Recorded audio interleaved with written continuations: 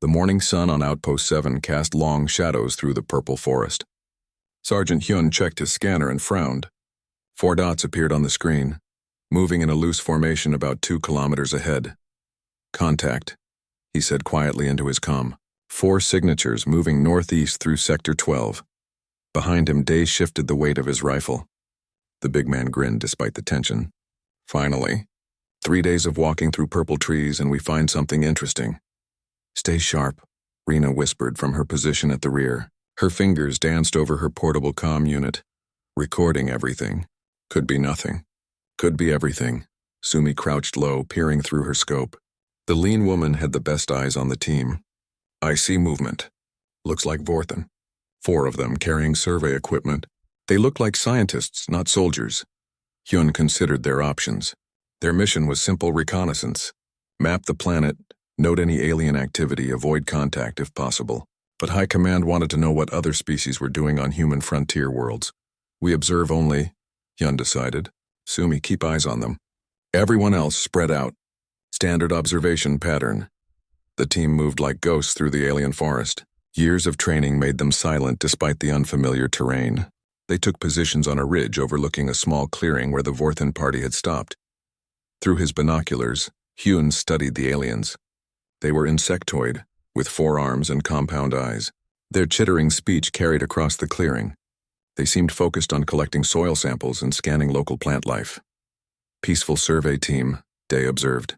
"We should probably leave them alone." Then everything changed. A Vorthen sensor operator suddenly spun around, pointing directly at the human position. The aliens scrambled for weapons that had been leaning against their equipment. Defensive postures. Aggressive chittering. "They made us," Sumi said calmly. "How?" "We were downwind and behind cover." "Doesn't matter now," Hyun replied. "Everyone hold position. Do not fire unless fired upon." Hyun stood slowly, raising his hands to show they were empty. Universal gesture of peace. He took 1 step forward. The Vorthen opened fire. Plasma bolts screamed through the air. Trees exploded in showers of purple splinters. Hyun dove behind a boulder as the rock face above him turned to molten slag. "Return fire," he shouted. "Suppression only." "We break contact and move." 4 human rifles cracked in response. Precise. Controlled. The humans aimed for the alien equipment, not the aliens themselves. Surveying gear exploded. The Vorthen scattered, seeking cover. "Moving," Sumi called. She sprinted to a new position while her teammates covered her. Her rifle barked twice more, destroying a Vorthen communicator in a shower of sparks. "They're calling for help," Rena warned, her scanner showing new signals. Multiple transmissions going out. "Strong signals. Military grade. For a science team?" Day asked, confused. He fired another burst that sent 2 Vorthen diving behind their damaged equipment. "That seems like overkill." "We're leaving," Hyun decided. Standard breakaway. "Day smoke." Day pulled a canister from his belt and hurled it into the clearing. Thick gray smoke billowed outward, obscuring the battlefield. The team moved as one, falling back through the forest using practiced tactics. Leapfrog pattern. Always 3 covering while 1 moved. The Vorthen did not pursue. Their chittering grew louder, more urgent. Through gaps in the smoke, Hyun saw them gathering around their remaining comm equipment. What are they so scared of? Sumi wondered as they put distance between themselves and the clearing. "We barely scratched them." 10 minutes later, Rena grabbed Hyun's arm. Her face was pale. "Sir, my scanner's going crazy. I'm reading dozens of new contacts. No, hundreds. Converging on this area." "That's impossible," Hyun said. "We're 300 kilometers from the nearest known alien base." "I'm telling you what I'm seeing," Rena insisted. She showed him her screen. Red dots filled the display like a swarm. "Whatever we stumbled into, they're taking it very seriously." Day whistled low. "For one little firefight? We didn't even hurt anyone. This is insane." "Extraction point is 12 kilometers north," Hyun said, thinking fast. "We move now. Full speed. Stay together. If they catch us in the open, we're done." The team ran. They were trained for endurance, and the lighter gravity of Outpost 7 helped. But behind them, the sounds of aircraft grew louder. Vorthen troop carriers flying in formation. "They're deploying a perimeter," Rena panted as they ran. "They think we're a major threat." "Hyun, they're treating us like an invasion force." 4 people, Sumi said between breaths. "They're deploying an army against 4 people." They crashed through the purple undergrowth, heading for the extraction point. Hyun's mind raced. This made no sense. Standard procedure for a recon contact was to file a report and request additional surveillance, not to mobilize what looked like an entire battle group.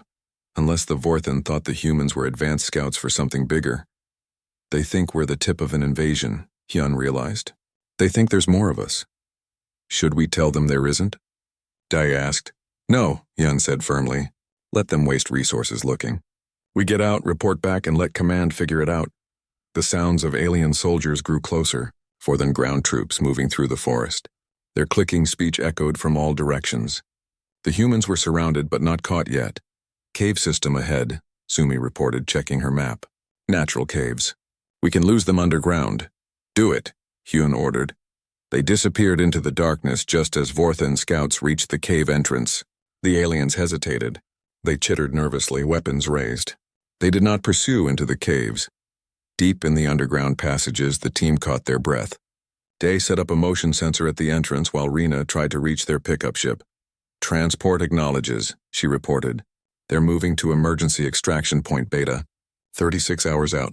36 hours, Hyun repeated. And they know we're here. Above them, more aircraft passed over. The cave shook with the thunder of heavy equipment being deployed. The humans looked at each other in the darkness.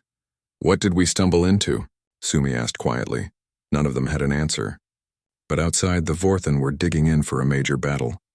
Commanders shouted orders. Heavy weapons were positioned. Thousands of soldiers took defensive positions, all for 4 humans hiding in a cave. The war that wasn't a war had begun. Commander Veklar of the Vorthen 3rd Fleet stood before the tactical display and tried to understand what he was seeing. 3 battalions, over 2,000 soldiers, armor support, air superiority, all deployed against an enemy force of unknown size that had ambushed a survey team. Status report, he clicked to his aide. The enemy has gone to ground in the cave systems of Sector 12, the aide responded. They move with impressive speed and coordination. Our scouts believe they number at least 40 soldiers, possibly more. Veklar's antennae twitched. 40 human soldiers this far into Vorthen territory represented a serious threat. Have we identified their insertion point? Negative, Commander. They appeared without warning.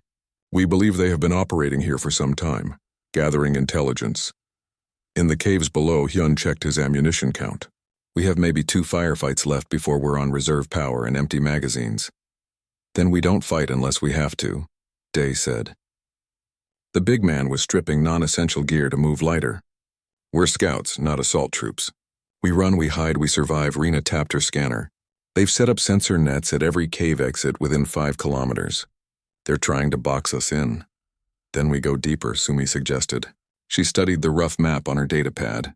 These caves connect to an old lava tube system. Goes on for kilometers. Multiple exits. Lead the way, Hyun ordered. They moved through the darkness using night vision. The caves twisted and dropped, leading them deeper into the planet's crust. Behind them, they could hear Vorthen soldiers entering the cave system. Cautious, afraid. They're scared, Dae observed. Listen to them. They're moving like they expect an ambush at every turn. Good, Hyun said coldly. Fear makes people careful. Careful people move slow. 6 hours into the caves, they found a good defensive position. A narrow passage with good sight lines and only 2 approaches. Hyun made a decision. We hurt them here. Make them more afraid. Slow them down. We're trying to avoid contact, Rena protested. And they're going to bottle us up if we don't make them respect us, Hyun countered. We control the pace of this chase or they control it. I choose us, Dae grinned. Now we're talking. What's the plan? They spent 30 minutes preparing. Dae placed motion sensors and tripwires. Sumi found a sniper perch with clear views of both approaches. Rena hacked into the local comm frequencies to listen to enemy chatter. Hyun positioned himself where he could direct the team. The Vorthen came an hour later. 20 soldiers moving in combat formation. Professional, well-trained. They checked corners and cleared spaces properly. They never saw the humans. Dae's first mine exploded in the middle of the formation. Aliens scattered, clicking in panic. Sumi's rifle cracked 3 times. 3 Vorthen dropped, wounded, not killed. Precise shots to limbs and armor joints. Fall back, Hyun ordered. The team vanished into the caves before the Vorthen could respond. Behind them, alien soldiers called for medical support and reinforcements. One small ambush had stopped their advance cold. Commander Veklar received the report with growing concern. 20 soldiers engaged the enemy. 3 wounded. 0 enemy casualties observed. The humans disappeared before our forces could counterattack. They know these caves better than we do, his aide observed. Impossible. We have been surveying this planet for months. They just arrived. Then they adapt very quickly, Commander. Over the next day, the pattern repeated. The humans would appear, strike fast, and vanish. Never the same tactic twice. Sometimes explosives, sometimes sniper fire. Once, they collapsed a tunnel behind a Vorthan patrol, trapping them for hours. Vorthan casualties climbed. Not many killed, but dozens wounded. Medical teams worked overtime. Morale dropped as soldiers realized they were being hunted by an enemy they could not see or predict. How many humans are there? Veklar demanded after reviewing the latest reports. They attack in 3 different locations within an hour. Either they move impossibly fast or there are more than we thought. Intelligence suggests a platoon-sized element, his aide replied. Perhaps 30 to 50 soldiers. Veklar studied the tactical map. Red markers showed where human attacks had occurred. The pattern made no sense. Too random, too spread out. Unless the humans were trying to make them think there were more than there really were. In a small cave chamber, the 4 humans shared their last meal rations. They've got the whole area locked down, Rena reported. But our pickup window opens in 6 hours. If we can reach extraction point Beta, we're home free. That's 12 kilometers through hostile territory, Sumi said. She cleaned her rifle methodically. In daylight, with an army looking for us. We've come this far, Day said cheerfully. What's 12 more kilometers? Hyun looked at his team, tired, running low on supplies, but still sharp, still focused. We do what we've been doing. Move fast, stay unpredictable. If we have to fight, we fight. But our goal is extraction, not glory. They moved out 2 hours before dawn. Using the last of their night vision power, they navigated the caves back to the surface. Rena's scanner showed enemy positions. Hundreds of them. The Vorthan had checkpoints every kilometer. We'll never sneak through that, Sumi whispered. Then we don't sneak, Hyun decided. We run full speed. Straight through. They'll scramble to respond, but by the time they organize, we'll be past them. That's insane, Rena said. You have a better idea? She thought about it. No, I don't. They broke from the caves at dawn, sprinting through the purple forest. Alarms blared immediately. Vorthan soldiers scrambled for weapons. Aircraft lifted off. The entire battle group mobilized. The humans ran like their lives depended on it because they did. Behind them, an army gave chase. Day laughed as they ran. They're going to study this operation for years. 4 scouts versus an army. Save your breath for running. Hyun shouted back. Plasma fire cut through the trees around them.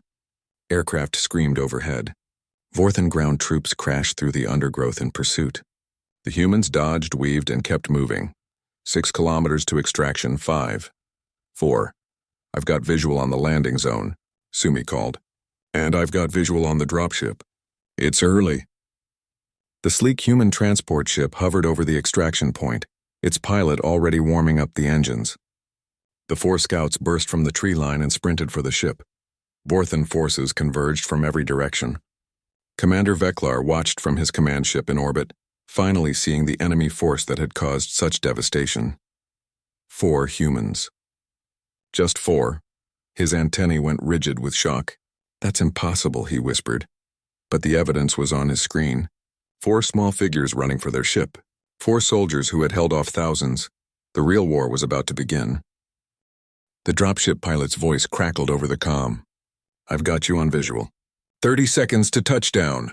And holy hell, what did you 4 do? There's an entire army behind you. Less talking, more flying.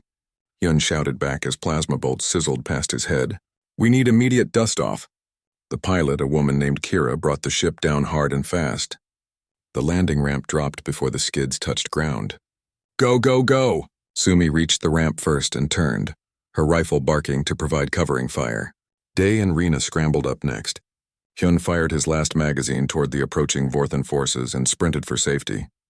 I'm up, he called. We're gone, Kira responded. The engines roared and the dropship lifted off with the ramp still lowering. That's when the sky lit up with anti-aircraft fire. Vorthan gunners had positioned heavy weapons around the landing zone. Plasma cannons filled the air with deadly energy. Kira threw the ship into a violent climb, rolling to avoid the worst of it. "Strap in back there," she called. "This is going to get rough." The 4 scouts grabbed crash webbing as their ship bucked and weaved. Through the windows, they could see Vorthan fighters launching from nearby positions. "Sleek attack craft built for atmospheric combat. We've got company," Kira warned. 6 fighters inbound." Day looked at Hyun. "Do we have any weapons on this thing?" "It's a reconnaissance ship," Hyun replied, gripping his harness as the ship rolled hard. "We've got point defense turrets and prayers." The automated turrets swiveled and fired, streams of rounds reaching out for the incoming fighters. 1 Vorthan craft took hits and peeled away, trailing smoke. The other 5 closed in. Kira's hands danced across her controls. She had spent 10 years flying atmospheric craft before joining the reconnaissance division. Those years saved their lives now. She dove toward the deck, racing between purple trees at speeds that made Rena close her eyes. "Can't get a missile lock if they can't catch us," Kira called back cheerfully. A plasma bolt struck their port engine. Alarms shrieked. The ship lurched sideways. "Okay, they caught us," Kira corrected. She fought the controls, compensating for the damaged engine. "We're not going to make orbit like this." "Options?" Hyun asked calmly. "I can keep us in the air for another 10 minutes. Maybe 15 if I'm lucky. But we need that engine fixed or we're going to become a very expensive crater." Day was already unstrapping. "Where's the engine access?" "Rear compartment, port side." "But you can't fix it in flight. The panels are external." "Then I guess I'm going outside." Day grabbed a repair kit and a safety harness from the emergency locker. "Somebody find me a tether." "You're insane," Rena said, but she was already helping him into the harness. Sumi moved to the cargo bay door controls. "I'll cover him. If those fighters come around again, I'll give them something to think about." 2 minutes later, Day was clipped onto the exterior of a dropship, racing through alien atmosphere at 500 kilometers per hour, with Sumi hanging half out of the cargo door with her rifle. It was the kind of situation that should never happen. It was also exactly the kind of situation humans seemed built for. Day pulled himself along the hull toward the damaged engine. Wind tore at him. The ground blurred past below. He focused on the task, blocking out everything else. Plasma damage had melted through the engine housing and severed fuel lines. Bad but fixable. He pulled out a quick seal patch and a plasma torch. "Fighter on R6, Kira called. Sumi braced herself in the doorway and aimed.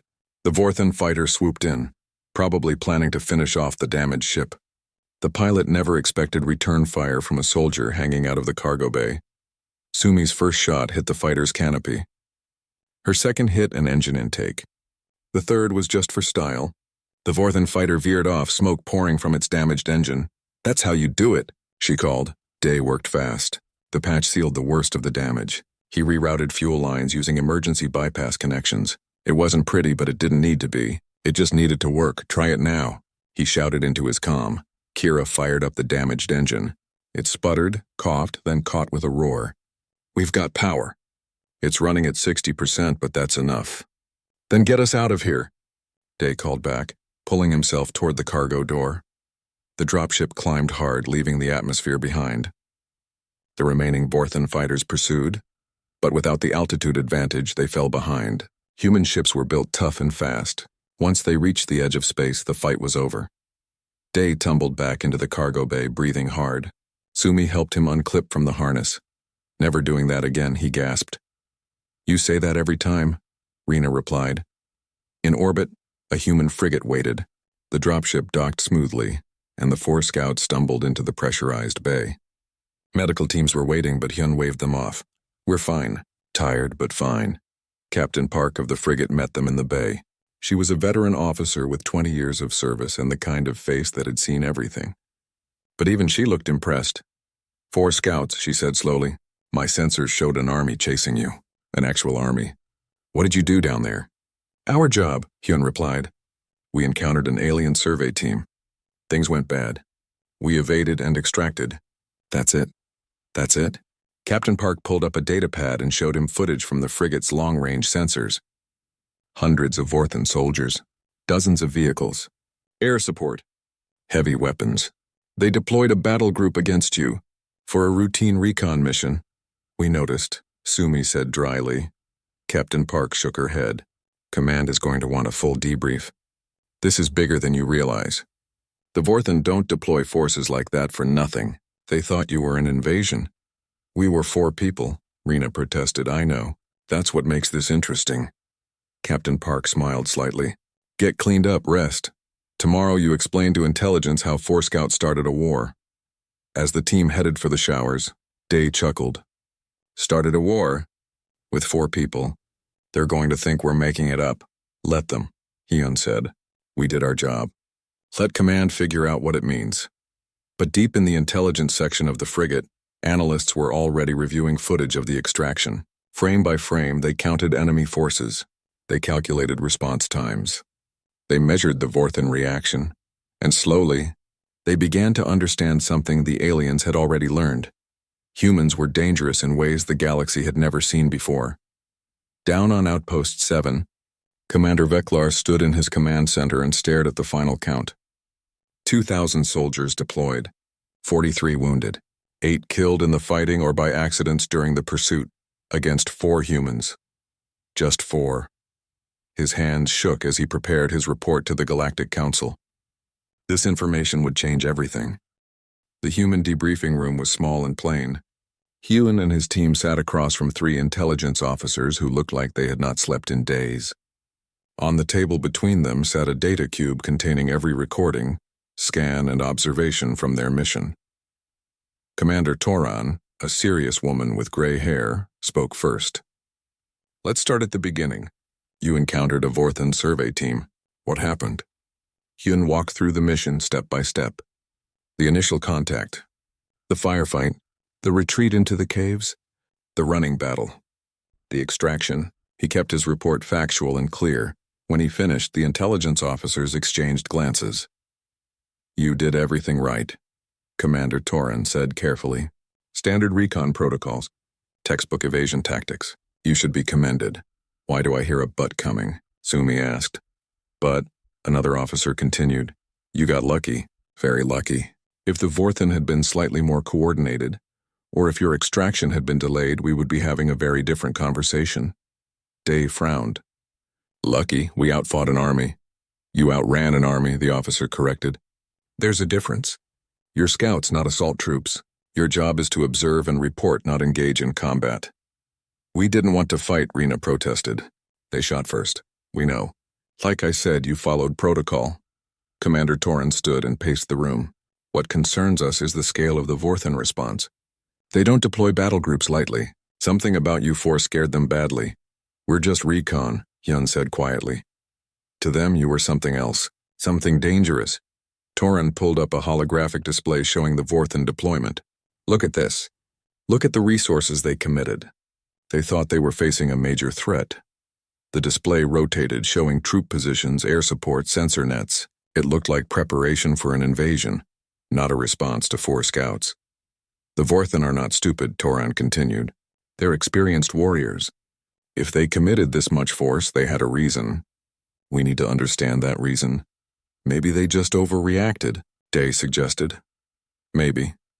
Or maybe they know something about humans that we don't know about ourselves. The debriefing continued for 3 more hours.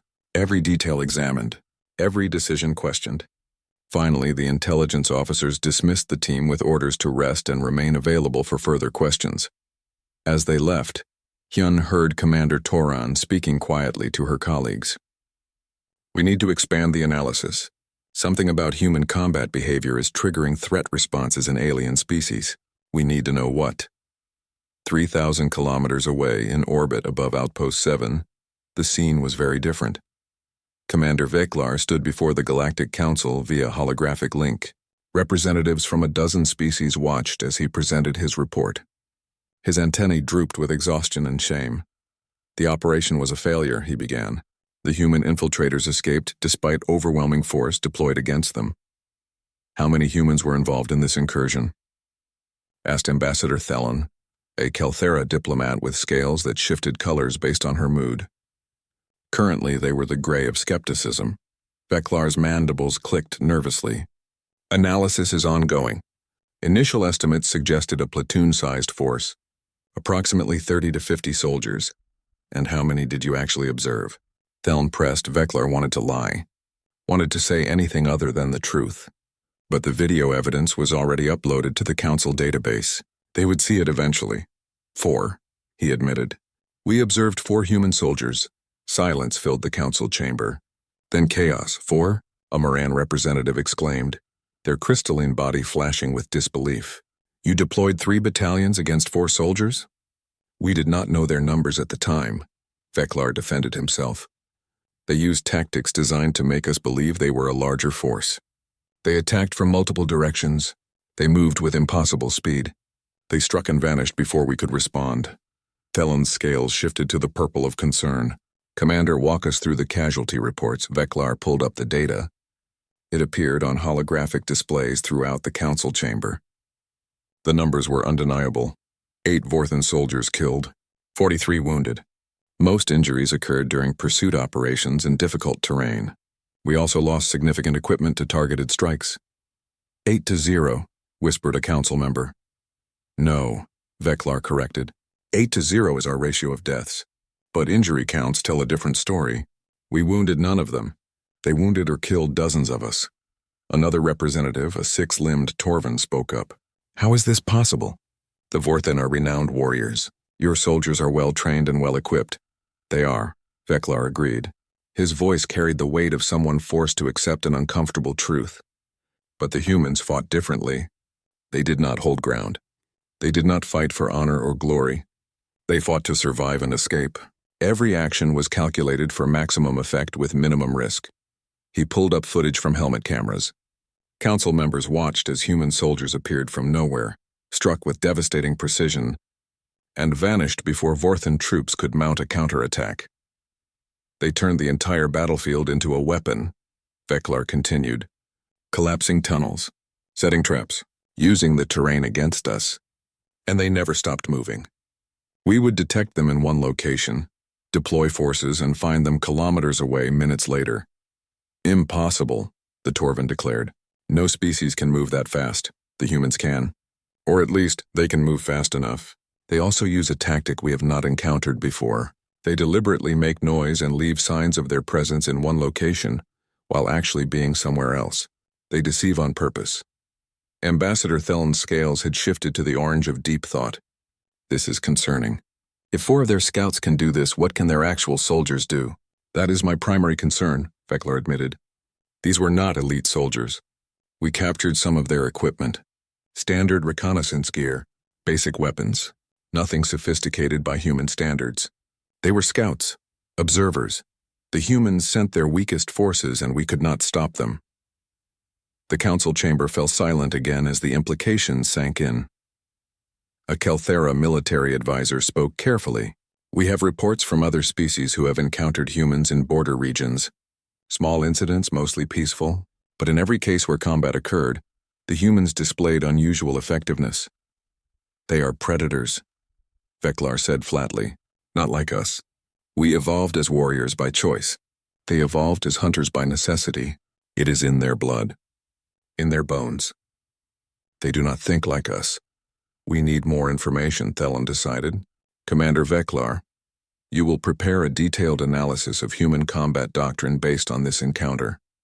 We will share it with all council members. Until we understand what we are dealing with, all species should exercise extreme caution in human space. Agreed, Veklar said. Then quietly he added, and we should pray they never decide to send actual soldiers. The council adjourned. But across the galaxy the word spread quickly. 4 humans had fought an army and won.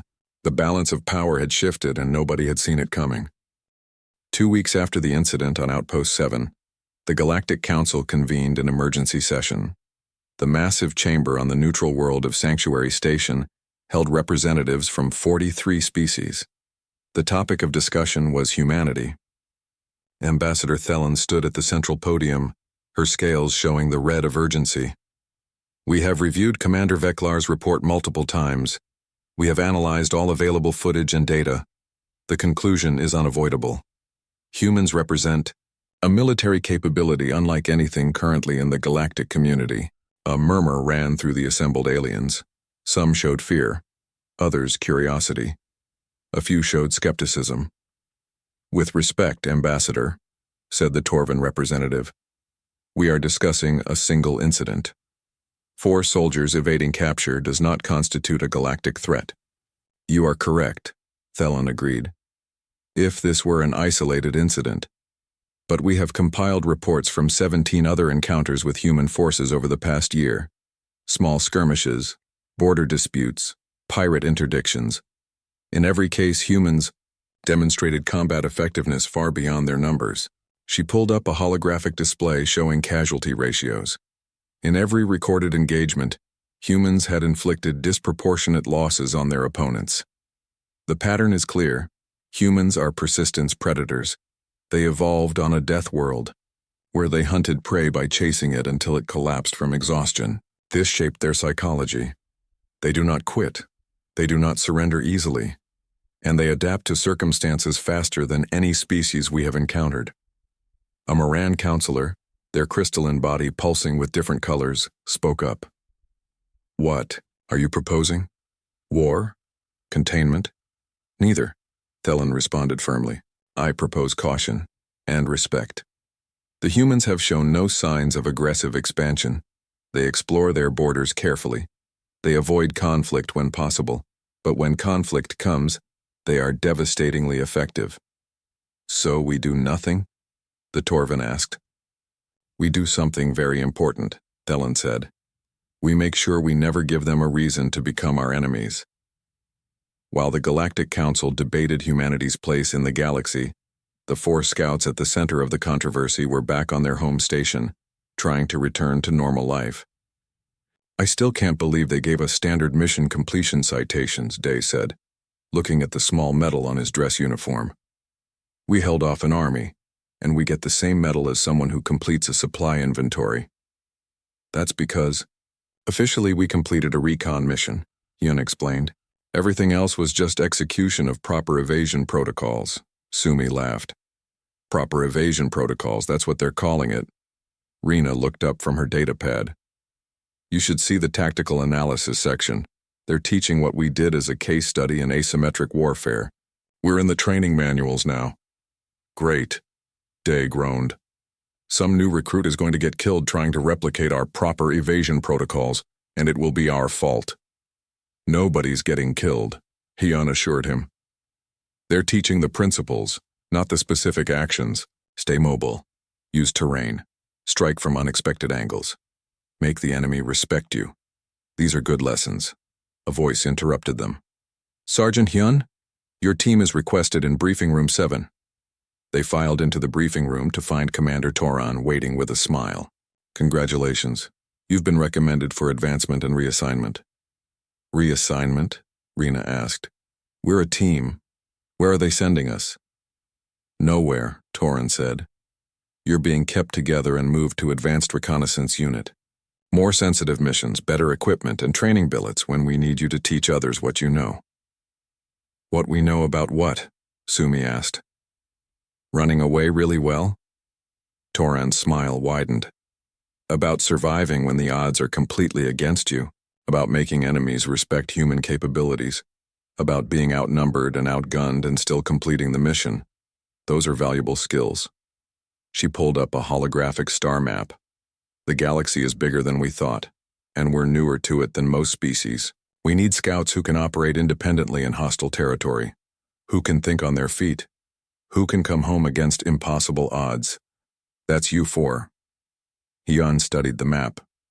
New sectors, unexplored regions, first contact situations. When do we start? 2 months, after you finish your leave and complete advanced training. Toran's expression turned serious. But understand something. What happened on Outpost 7 changed things. The other species are watching us now, evaluating us. Some are scared. Some are impressed. All of them are cautious. Your actions out there gave humanity a reputation. As what? Day asked. As people you don't want to fight.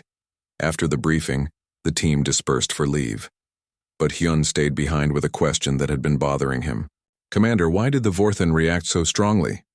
We're not the first scouts they've encountered. Toran considered her answer carefully.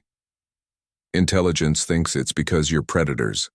Most species in the galaxy evolved as prey animals or neutral omnivores. Predator species are rare, and most of them don't develop advanced civilization because predators compete too much with each other. Humans are different. You learn to cooperate while remaining predators. That combination scares people. We're not monsters, Hyun protested. No, you're not. But you're different. And different can be scary, especially when it's more effective than what everyone else is doing. She paused. The Vorthan saw 4 human scouts and reacted like they were facing 100 soldiers. Not because they were stupid, but because their instincts told them that humans are more dangerous than their numbers suggest. And their instincts were right. Back on Outpost 7, the Vorthan had erected a memorial, not to their own soldiers, though they were remembered. This memorial was different. Commander Veklar stood before it as the inscription was unveiled. It read, in multiple galactic languages, "Here, 4 human scouts held off an army. Let this stand as a reminder that numbers alone do not determine victory. Respect your opponent, regardless of their size. Underestimate humans at your peril." Veklar's antennae twitched as he read the words. His superiors had been furious about the memorial at first. It celebrated an enemy victory. But Veklar had insisted. If we do not learn from this, he had told them, we will repeat it on a larger scale. They had reluctantly agreed. Now, as he stood before the memorial, Veklar wondered what would have happened if the humans had sent actual soldiers instead of scouts. If those 4 could do so much damage, what could 100 do? 1,000? He did not want to find out. Across the galaxy, in a dozen diplomatic channels, species were reaching out to humanity. Trade agreements, cultural exchanges, non-aggression pacts. Everyone wanted to be friends with the humans now, because nobody wanted to fight them. In the human military headquarters on Earth, Admiral Chen reviewed reports from the frontier, small incidents, border skirmishes, and in each one outnumbered human forces achieving victory or fighting to a standstill against superior numbers. They're scared of us, her aide observed. Good, Admiral Chen replied. Fear breeds caution. Caution breeds peace. As long as they're afraid to fight us, they'll talk to us instead. And if someone decides to test that fear, Chen smiled coldly. Then we send more than 4 scouts next time. Somewhere in deep space, a human colony ship pushed toward a new world. Aboard it, families slept in cryogenic pods, dreaming of a new home. They did not know that their journey had become safer, that the galaxy now watched the borders of human space with wary respect. 4 scouts had changed everything without meaning to. They had simply done their jobs, survived against the odds, and gone home. But the legend lived on. The legend of 4 humans against an army. The legend that made the galaxy take notice. Humanity had arrived on the galactic stage, and the galaxy would never be quite the same.